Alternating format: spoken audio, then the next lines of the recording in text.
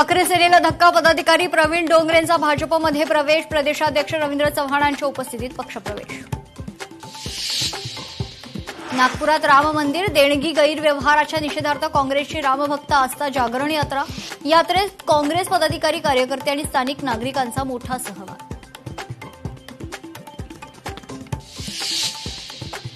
सोनम वांगचुक यांच्या समर्थनार्थ पुण्यात आंदोलन, पोलिसांनी परवानगी नाकारल्यानं आंदोलकांना घेतलं ताब्यात.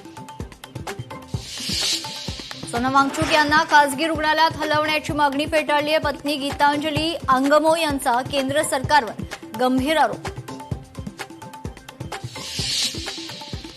जंतर मंतरवर चलो संसदचा एल्गार, उज्ज्वल भविष्य, दर्जेदार शिक्षण आणि उत्तरदायित्वाच्या मागणीसाठी विद्यार्थ्यांचं दिल्लीत शक्ती प्रदर्शन.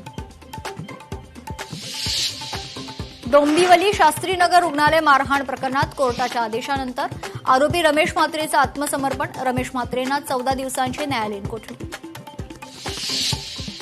बांधकाम व्यावसायिक खलील शेख यांच्या आत्महत्या प्रकरणात गुन्हा दाखल झाल्यानंतर रवींद्र धंगेकरांच्या पत्नी फरार.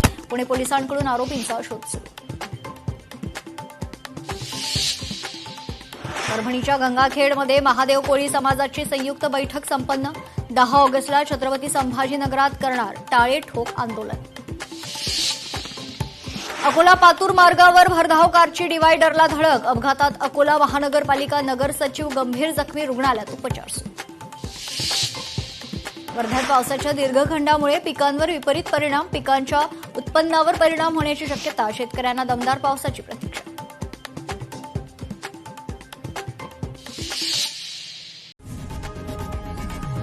लोकशाही मराठी ऐका, पहा, जागरूक रहा.